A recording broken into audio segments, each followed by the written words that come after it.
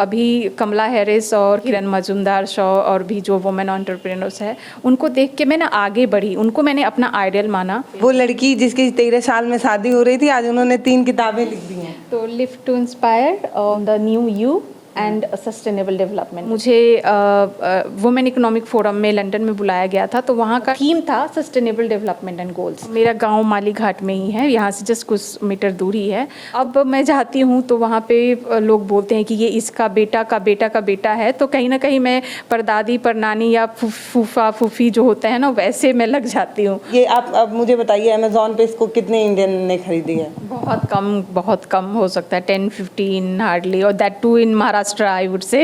यहाँ पे नहीं, बिहार में एक भी नहीं? नहीं, बिहार में नहीं। इस वीडियो की शुरुआत एक कहानी से होगी।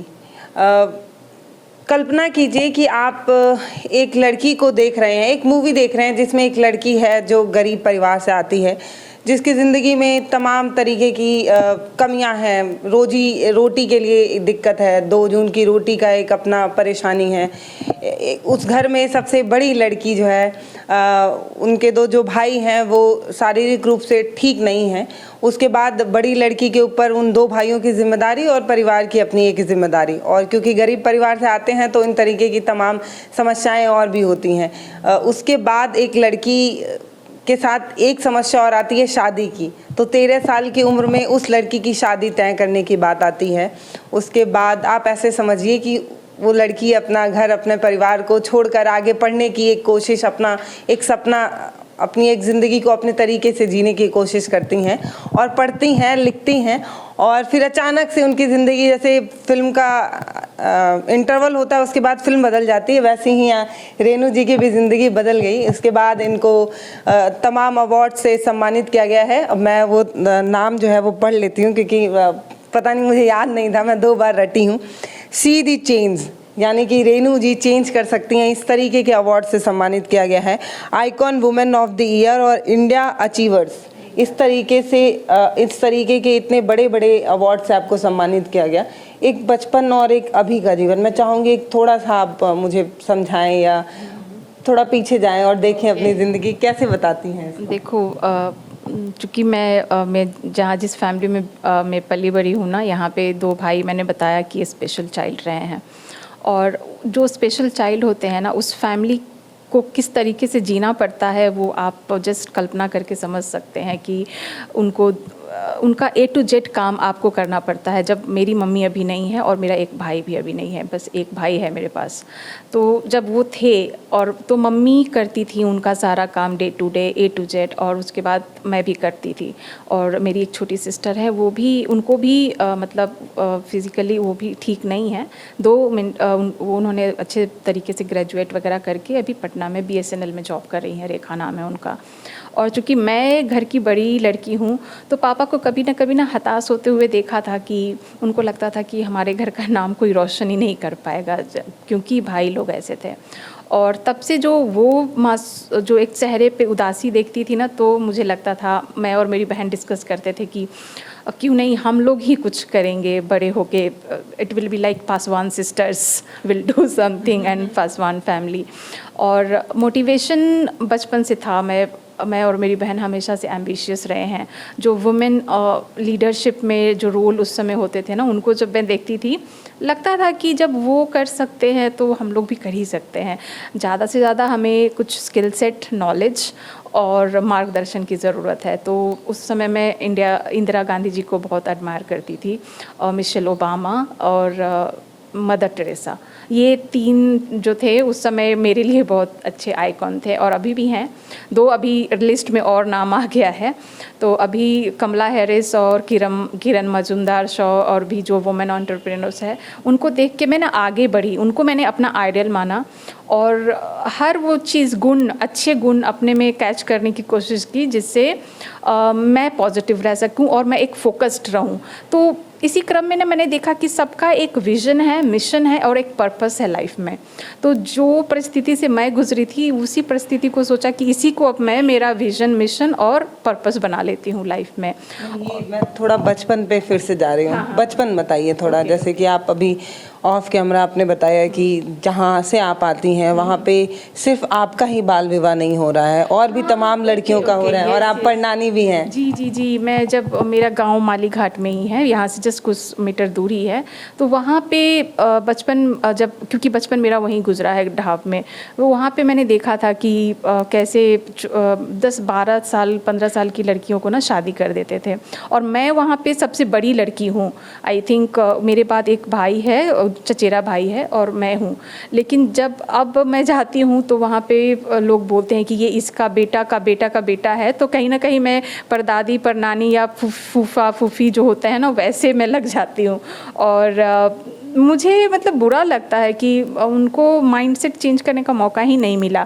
मतलब बचपन गुजरा नहीं, बीच का पड़ाव चला गया और सीधे शादी के बाद जो ज़िंदगी होती है वहाँ पे वो चले गए। मतलब आप ये बताना चाह रही हैं कि अभी गुड़िया से खेलना छोड़ा ही था और एक माँ बन गई और बच्ची के लिए गुड़िया खरीदने लगी। तो उन्होंने ना खुद के लिए कुछ नहीं किया, मतलब खुद का जो वो हो सकता था कि समझ नहीं पाई और मौका भी नहीं मिला, कहीं ना कहीं वो मौका नहीं मिला। चाहे तो आप भी अपने आस पड़ोस में और बच्चियों को देख रही थी, तो फिर कैसे, मतलब अचानक से वो कौन सा ऐसा दिन आया कि आपने सोच लिया होगा कि नहीं अब मुझे अपने परिवार वालों को समझाना है और मैं अपनी ज़िंदगी ऐसे नहीं जीना चाहती? कैसे समझाया होगा? अच्छा, तो एक्चुअली जब हम लोग यहाँ पे शिफ्ट हुए थे 94 या उससे थोड़े समय टाइम पहले, तो यहाँ पे कैसे है ना कि यहाँ पे थोड़ा कास्ट डिस्क्रिमिनेशन उस टाइम पे भी होता था। तो अब हम यहाँ पे समाज के लोग हमें बोल देते थे कि तुम लोग से कुछ नहीं होगा, तुम लोग भी कर लो शादी, और जो रिलेटिव्स हैं या फिर नेबर्स हैं वो भी बोलते थे। तो वो चीज़ ना मुझे खला, क्योंकि मतलब सबके बच्चे पढ़ रहे हैं तो हम में क्या खराबी है, मतलब ऐसा थोड़ी है कि ब्रेन कम है, हम भी चाहेंगे तो कर लेंगे। वही मैं बोलूँ कि अभी तक शायद मेरे जहन में है कि हम लोग भी कुछ कर लेंगे। वही एक टर्निंग पॉइंट था बचपन का, मतलब मैं 12-13 साल की रही होंगी जब से मैंने पापा को इन्फ्लुएंस करना चालू किया कि नहीं हम लोग कर लेंगे। दो मेरी मम्मी बहुत सपोर्टिव थे, मतलब उन्होंने फादर को इन्फ्लुएंस किया और फिर हम लोगों ने भी किया, दोनों बहनों ने। और तब से मेरे फादर, थोड़ा बहुत डिफरेंसेस होता है सब घर में, मेरे साथ भी हुआ है। सर्टेन टाइम्स ऐसे हुए कि मैं सिर्फ रो रही हूँ, सैडनेस है, बहुत दिनों तक एक दूसरे से बात नहीं कर रहे हैं, है ना। लेकिन वही है कि फिर जब आप अच्छे तरीके से, सालों तक बात नहीं हुई पिताजी से। हाँ, कभी कभी ऐसा था कि हम लोग शादी से मना किया था इसलिए वो नाराज। क्यों? हाँ, क्योंकि उनके ऊपर समाज का प्रेशर है, क्योंकि समाज नहीं जानता है ना कि मैं क्या करना चाहती हूँ। उनका है कि उनके अकॉर्डिंग मैं चलूँ, लेकिन मेरा था कि नहीं, ये सब एक स्टीरियोटाइप ही है कि मुझे ना। और एक और चीज़ है कि मैं ना अपनी फैमिली नहीं छोड़ना चाहती हूँ, because I have my brother. मुझे क्योंकि अगर मैं चली गई इस घर से तो मेरे भाई को कौन देखेगा, और वो मतलब किसके भरोसे मैं छोड़ के जाऊँ। और फादर इज़ ऑल्सो लाइक एक अपने ओल्ड एज में जा रहे हैं, तो उनको भी देखने वाला कोई तो चाहिए ना। तो मुझे ऐसा लगता है कि हर बेटी को ये रिस्पॉन्सिबिलिटी जहन में रखनी चाहिए कि ज़रूरी नहीं है कि अब दूसरे मुझे ऐसा लगता है कि मैं मेरी फैमिली को संभालूंगी पहले, और ये प्रायोरिटी मैंने रखी है, फैमिली इज़ द फर्स्ट, ऐसा, and then rest thing comes. तो इस वजह से भी जी ये बताना चाहती हैं कि जैसे लड़कों को अपनी माता पिता प्यारे होते हैं, वैसे लड़कियों को भी होते हैं, तो वो कैसे छोड़ के चले जाएं अपने माता पिता को? कैसे? और मतलब मैं तो खुश भी नहीं रह पाऊंगी ना अगर मैं किसी और के यहाँ पे चली गई, मैं खुश नहीं, हाँ, सोचती रहूँगी। और प्लस मेरा भाई है ऐसा, तो 100% वो इम्पॉसिबल फॉर मी कि टू लीव। एंड अब एज ऑफ नाउ इतना एक्सपीरियंस हो गया है कि आई एम सेल्फ सफिशिएंट। मुझे ऐसा लगता है कि I don't need a man, I am like, मैं सब संभाल रही हूँ बहुत अच्छी तरीके से। It's a God gift, I don't know what, but it's happening.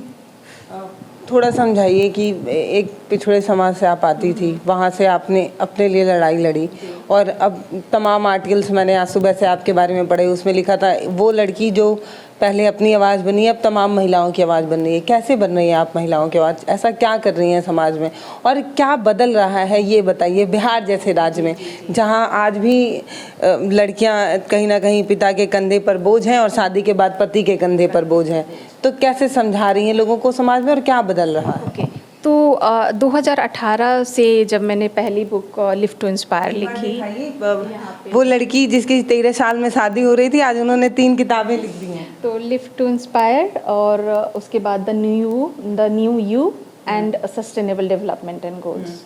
क्या है इन किताबों में? तो फिर जब मैंने ये बुक्स लिखी थी उसी समय मुझे ध्यान में आया था कि समाज को चेंज करने का जो नज़रिया है वो कहीं ना कहीं लिखने में ना बहुत ताकत होती है और बोलने में तो और भी ज़्यादा। तो मैंने वही 2 चीज़ों को अपने इसमें पकड़ा कि मैं यही दोनों चीज़ करती हूँ, आइदर मैं लिख के सबको समझाऊँगी और नहीं तो मैं बोल के समझाऊँगी। और इसी क्रम में जब मुझे वुमेन इकोनॉमिक फोरम में लंदन में बुलाया गया था तो वहाँ का टाइटल थीम था सस्टेनेबल डेवलपमेंट एंड गोल्स। तो ये टॉपिक ही ऐसा है ना कि दुनिया का सब टॉपिक उसके अंदर समा जाता है। उसमें गोल नंबर 5 है जेंडर इक्वालिटी। तो मुझे ना कहीं ना वो मेरे से रिलेट हुआ, बचपन वाला चीज़ है। मैंने फिर उसको ही जेंडर एडवोकेसी के फॉर्म में अपनी वॉइस को the voice for no voice के रूप में लोगों तक पहुंचाना चालू कर दिया। तो अभी अगर आप देखेंगे तो बिहार में जो जितने भी अपने ब्लॉक्स हैं या फिर वार्ड्स हैं तो उसमें वार्ड्स में जाके उनको समझाना इस टॉपिक के बारे में कि पेरेंट्स को समझाना कि बच्चियों को कैसे पढ़ने देना चाहिए या फिर उनके राइट्स को समझाना या फिर for that matter how much respect they are giving to their daughters, their wife, mother, और उनके लिए उनको आत्मनिर्भर बनाने के लिए वो क्या कर रहे हैं, क्या मतलब उनको वो फिनेंशियली भले ही वो 100 रुपये ही दिन के क्यों ना कमाए लेकिन वो कर रहे हैं क्या। क्योंकि जब वो खुद से कुछ करते हैं ना तो उनके अंदर जो एक कॉन्फिडेंस लेवल बढ़ता है वो एक अलग तरीके का होता है। तो जब व्हाट आई फील कि जब हाउस होल्ड स्ट्रॉन्ग होता है ना तो ही फिर समाज भी स्ट्रॉन्ग होगा। तो ये जो पर्सपेक्टिव है यही मैं लोगों तक पहुंचा रही हूँ कि बिहार में आप थी, मुजफ्फरपुर में आप थी, बचपन में आपने लड़ाई लड़ी अपने पहचान के लिए। शायद आपका मोहल्ला, आपका समाज आपको निकलने नहीं दे रहा था, लेकिन आप लड़के निकली और आपने पढ़ाई की। आप जैसी और भी न जाने कितनी रेनू है जो अभी भी अब उस कोठरी से बाहर नहीं निकल पाई, उस कमरे से बाहर नहीं निकल पाई। और आप अब एक पहचान है आपकी, आप काफ़ी चर्चित हैं। आपको मैं कहूँ 7 समुंदर पार विदेश में न जाने कितने अवार्ड से सम्मानित किया जा रहा है। ये कहा जा रहा है कि सी कैन चेंज। लेकिन क्या आपके चेंज हो जाने से वो लड़कियों जो अभी भी उस कोठरी में है कुछ बदला? ये सवाल मैं इसलिए कर रही हूँ क्योंकि रेनू तो लड़ ली, रेनू तो अपनी पहचान बना ली, लेकिन रेनू को देखकर क्या बिहार सरकार, क्या भारत सरकार को समझ आया या अभी भी फर्क ही नहीं पड़ता है कि एक समाज अभी भी पीछे जाता रहे और बिहार में मेट्रो आ जाए, बिहार की सड़कें विकसित हो जाएं, बिहार में लाइट्स लग जाएं और रेनू जैसी और जो पिछड़े समाज की लड़कियां वो उनकी शादी 13 साल या 10 साल में होती रहे, किसी को फर्क नहीं पड़ता? ऐसा हो रहा है? देखो, जब से मैंने अपनी पहचान बनाई है ना, अब खुद को उस तरीके से ढाला है, तब से मैं मेरे समाज पासवान से कनेक्टेड हूँ और भी जितने भी इस कैटेगरी में आते हैं तो उनसे मेरा कांटेक्ट होता रहता है। तो जो हमारे महासभाज होते हैं या फिर जो गैदरिंग होती है जहाँ पे हम लोग जाते हैं बोलने के लिए या जो सेशंस होते हैं ना, तो वहाँ पे जब हमारे समाज के ही पेरेंट्स कनेक्ट होते हैं ना, तो वो जब उनसे मैं सुनती हूँ कि उनकी बच्चियाँ 10th कर गई, 12th कर गई या ग्रेजुएट हो गई, अब रेनू अब क्या करना चाहिए, अब उसको किस तरीके से कहाँ पढ़ाना चाहिए, क्या देना चाहिए, तो वो सब चीज़ों को जब मैं सुनती हूँ ना, पहली चीज़ मैं यही बोलती हूँ कि उनका हाथ छोड़ दो अभी, क्योंकि ना वो उनको खुद लड़ने दो। मतलब कहीं जाना है खुद जाएंगी, ऐसा नहीं कि पापा जा रहे हैं, मम्मी जा रही है, क्योंकि वही चीज़ मेरे साथ भी हुआ था। हम लोग अकेले ही जाते थे, कहीं भी जाना है ना, यहाँ से वहाँ, वहाँ से वहाँ, अकेले। वो चीज़ ना बहुत वो अंदर से स्ट्रॉन्गनेस मजबूत बनाता है। तो मतलब अब अभी तक जितना हुआ है ये 4 साल में, थोड़ा बहुत तो चेंजेस मैं देख रही हूँ। और अभी जो मैं खुद वॉइस बनी हूँ, जाके गांव-गांव में मैं इस चीज़ को स्प्रेड कर रही हूँ। अब अब ऐसा है कि अभी 2-3 दिन में जो थोड़ी और पहचान बन गई है, आई होप सो कि मैं ये सारा जो मैं डेटा कलेक्ट कर रही हूँ, हर चीज़ मैं नीतीश सर के पास जाऊँगी लेके, उनका जनता दरबार लगता है। I hope so he will listen to me and maybe कुछ और अपने साथ निश्चय में, नीतीश के साथ निश्चय में कुछ नया लड़कियों के लिए भी कुछ इम्प्लीमेंटेशन प्रोग्राम्स लाएं। ये किताबें जो हैं, ये मैं एक बार ले लेती हूँ। ये जो 3 किताब मैं आपको दिखा रही हूँ, ये मैं पूरे दावे के साथ कह सकती हूँ कि किसी भी अधिकारी ने नहीं पढ़ी होगी। जो जिम्मेदार लोग हैं, जो कानून बनाते हैं, उन्होंने नहीं पढ़ी होगी। किसको फ़र्क पड़ता है कि वो एक बार ये सोचें कि आपके समाज में एक तबका ऐसा है जिस समाज की लड़कियां अभी भी बाल विवाह उनके साथ हो रहा है, उनके साथ दहेज के नाम पर उनका शोषण हो रहा है, उनके सपने कुतर दिए जा रहे हैं, उनके पर काट लिए जा रहे हैं। किसको फ़र्क पड़ता है? आज आप हैं, आज आप हमें दिख रही हैं क्योंकि आप चमक रही हैं। अगर आप नहीं लड़ी होती, अगर आप बाहर पढ़ने के बारे में नहीं सोची होती, नहीं पढ़ी होती, अभी भी मुझे दुख है। ये मत सोचिएगा कि मैं आपको देख के बहुत खुश हूँ। मुझे ये बुरा लगता है कि भारत सरकार नहीं समझ पा रहा है, बिहार सरकार नहीं समझ पा रहा है। वो विदेश में बैठे लोग जो भारतीय भाषा पता नहीं समझ पाते हैं या नहीं, हिंदी समझ पाते हैं या नहीं, उनको इनकी कहानी समझ आ रही है। वो समझ पा रहे हैं कि मुजफ्फरपुर की एक पासवान समाज से आने वाली एक लड़की जो कुछ कर रही है अपने समाज के लिए बेहतर, लेकिन जो यहाँ के लोग हैं उनको क्या, उनको कोई फ़र्क नहीं है। वो लोग अपने एसी वाले कमरे में बैठे हुए हैं और ये किताबें, मैं दावे के साथ कहती हूँ, इसको अमेज़ॉन पे जाके देखिए तो कोई भारतीय, मुझे लगता है 10% लोग भी नहीं खरीदे होंगे। ये आप अब मुझे बताइए, अमेज़ॉन पे इसको कितने इंडियन ने खरीदी है? बहुत कम हो सकता है, 10-15 हार्डली, और that too in Maharashtra I would say. यहाँ पे नहीं, बिहार में एक भी नहीं? नहीं, बिहार में नहीं। दुख होता है? देखो, मेरा काम मैं कर रही हूँ, दुख तो है, बट ठीक है। मुझे लगता है कि पता नहीं, सरकार को भी इस चीज़ को आना चाहिए और मे बी मेरी आवाज़ के थ्रू लोग समझेंगे इस चीज़ को और आगे जाएगी। मैं तो डोर टू डोर जाने वाली हूँ। मैं तो जाऊँगी डोर टू डोर, क्योंकि मेरे से जितना होगा मैं उतना करूँगी। हाँ, मुझे अगर बच्चों के लिए कुछ उनका माइंडसेट चेंज करना है तो मैं ज़रूर करूँगी उसके लिए, क्योंकि उसी के लिए मैंने इतने सैक्रिफाइसेस अगर मैंने किए हैं। अगर कितना ताना आपने सुना होगा। और मेरा ये कहना है कि हो सकता था कि मैं पुणे छोड़ के आती ही नहीं, मैं वहीं पे रहती, मैं भी लेविश लाइफ जी सकती हूँ, राइट? मेरी भी शादी हो जाती, मतलब मैं ऐसा नहीं सोच रही हूँ, बट अकॉर्डिंग टू समाज। अपने बारे में अपने बारे में सोचती ना, लेकिन कहीं ना कहीं मैंने वो चीज़ छोड़ के इस चीज़ मुद्दों पे, मतलब मैंने अपना फोकस रखा है कि एक दिन कुछ तो होगा, क्योंकि ये बिहार के बारे में जो बाहर का परसेप्शन ना थोड़ा डाउन है, बहुत डाउन है। उस चीज़ को बस चेंज करना है। रिप्रेजेंटेशन बिहार का अच्छा बस हो, धीरे धीरे, एटलीस्ट धीरे धीरे। डेवलपमेंट्स तो मेरे हाथ में नहीं है, अथॉरिटी मेरे हाथ में नहीं है, लेकिन सोच बदलने का तो उसके लिए अथॉरिटी नहीं चाहिए, वो तो हम कर सकते हैं। रेणु जी की कहानी, पता नहीं मैंने जितने मिनट का ये वीडियो इतना मैं समझ पाई हूँ या नहीं। बस मैं छोटे 3-4 लाइनों में सिर्फ इतना बता सकती हूँ कि ये वो लड़की हैं जिन्होंने अपने सपने को तिजोरी में बंद करने से, एक बक्से में बंद करने से बेहतर ये समझा कि मैं लड़के उस सपने को जीऊँगी। और पता नहीं समाज को फ़र्क पड़ता है या नहीं फ़र्क पड़ता है, लेकिन मुझे फ़र्क पड़ता है कि मेरे सपने बंद नहीं होने चाहिए। इसलिए आज रेणु जी यहाँ हैं और शायद हम यहाँ हैं, आपसे बात कर रहे हैं। लेकिन एक चिंता तो है कि रेणु जी जैसी और भी न जाने कितनी लड़कियां जो कहीं ना कहीं परिवार के दबाव में, समाज के दबाव में, या किसी ना किसी एक प्रेशर में अपना सपना दबा रही हैं। मैं ना एक बात ना अपने यूथ को बोलना चाहूँगी, लड़की लड़का बोथ, कि अभी जो टाइम आप स्पेंड करते हैं, जो इन्वेस्ट कर रहे हैं, वो टाइम को अलग तरीके से इन्वेस्ट कीजिए। मतलब अगर नॉलेज जो चाहिए ना, नॉलेज का भंडार पड़ा है हमारे पास, इतने सारे प्लेटफॉर्म्स है, बहुत कम पैसों में या फिर फ्री के हैं। अगर इंसान, मैं ऐसा बताती हूँ कि अगर इंसान के पास कुछ नहीं है ना, अगर वो थोड़ा सा टाइम अपना उस तरीके से इन्वेस्ट करे तो वो इंसान भी कहाँ से कहाँ पहुँचेगा, क्योंकि लोग वो इन्वेस्ट ही नहीं कर रहे हैं। लोग टिकटॉक में, आई फील सैड टू सी, कोई टिकटॉक बना रहा है, कोई डांस, कोई MMS लिख कर रहा है। व्हाट इज़ दिस यार? और अब कोई भोजपुरी के गाने उल्टे पुल्टे दिस दैट करके गा रहा है, वो तो जो जो अच्छा काम कर रहा है ना उसको भी धूमिल करते जा रहा है।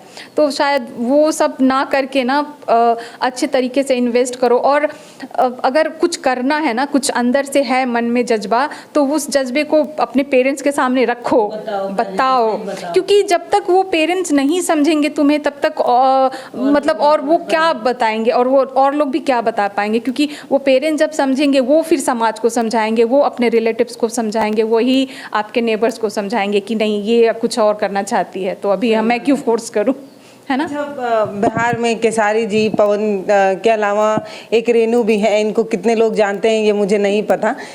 इन्होंने अपनी पहचान एक अलग तरीके से बनाई है। इन्होंने बताया है कि मैं भी समाज का एक हिस्सा हूँ, आप मुझे अपना हिस्सा माने या ना माने, लेकिन लड़के मुझे अपना हक लेना है।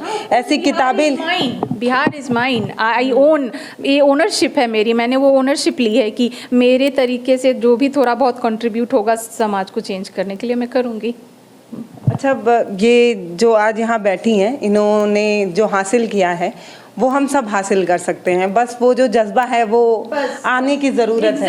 ऐसा नहीं है कि इनको किसी ने ताना नहीं मारा होगा, ऐसा नहीं है कि कोई इनका पैर नहीं खींचा होगा, ऐसा नहीं हुआ होगा कि जब ये अपने घर से बाहर निकलती होंगी तो पड़ोसी जो है वो इनको ताने वाली नज़र से या गंदे नज़र से नहीं देखते होंगे, ऐसा नहीं हुआ होगा कि ये कभी कमरे में बैठ के रोई नहीं होंगी, ऐसा नहीं हुआ होगा कि इनको कभी घाव नहीं लगा होगा, गिरी नहीं होंगी, लेकिन तब भी एक सपना था जिसको ये जीना चाहती थी और जी रही हैं। 3 किताबें इन्होंने लिखी है, लेकिन कोई पढ़ने को इंडिया में तैयार है या नहीं ये मुझे नहीं पता, और ईमानदारी से कह रही हूँ मैंने भी नहीं पढ़ी है, क्योंकि दैट्स द फैक्ट। या मतलब ठीक है, हो सकता है कि अब लोग थोड़ा इस चीज़ पे ध्यान दें और पढ़ें। मुझे भी ऐसा हो सकता है कि मैं शायद अब इसकी हिंदी एडिशंस भी निकाल दूं कि लोगों को पढ़ने में सहूलियत हो। ये तो होना ही चाहिए कि आप हिंदी में निकालें। हाँ, मैं इसको हिंदी में ज़रूर अवेलेबल करवा दूंगी अभी कुछ दिनों में।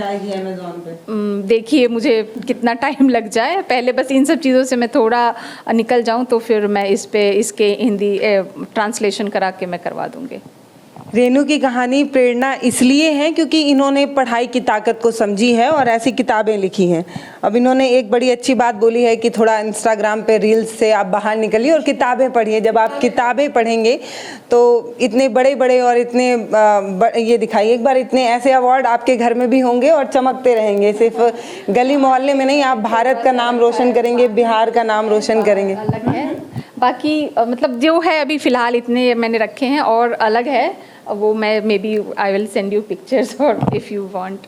देखिए मुझे रेनू जी आपकी कहानी जो है ना, ये मैं इसलिए रिलेट कर पा रही हूँ क्योंकि मैं खुद गांव से आती हूँ, तो मुझे ये बात बहुत अच्छे से समझ में आती है कि ये जो समाज है उसको फ़र्क नहीं पड़ता कि एक लड़की के सपने क्या है, वो कैसे जीना चाहती है। उसको, समाज को बस ये फ़र्क पड़ता है कि मैंने जो तरीका बनाया है एक लड़की के लिए उसको उसी के तरीके से जीना है। तो आपकी कहानी मेरे लिए बहुत प्रेरणादायक थी, इसलिए मैं आपसे मिलने आई। मुझे लगता है और लड़कियां जो देख रही होंगी थोड़ा और सोशल मीडिया पे सर्च करिएगा। कहानी बहुत अच्छे से नहीं आ पाई है, मुझे लग रहा है वो सारी चीज़ें मैं नहीं बता पाई हूँ, तो इनके बारे में थोड़ा पढ़िए, आर्टिकल वगैरह आप जानिए इनके बारे में। बहुत बहुत धन्यवाद। Thank you. हमारे वीडियो का नोटिफिकेशन पाइए सबसे पहले हमारे ऐप से। हमारे ऐप को प्ले स्टोर से डाउनलोड करने के लिए डिस्क्रिप्शन में दिए गए लिंक पर जाइए और हमारे ऐप को इंस्टॉल करिए, क्योंकि ये बिल्कुल फ्री है।